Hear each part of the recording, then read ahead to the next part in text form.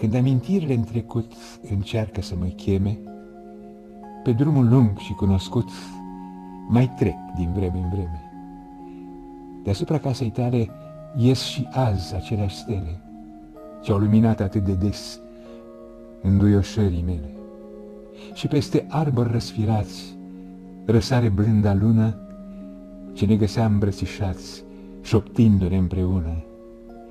A noastre inimi jurau credință pe toți vecii, când pe cărări se scuturau de floare liliecii. Pututa oare atâta dor în noapte să se stângă, când valurile de izvor n-au încetat să plângă? Când luna trece prin stejar, urmând mereu în caleș, când ochii tăi, tot încă mari, se uită dulci și galeși?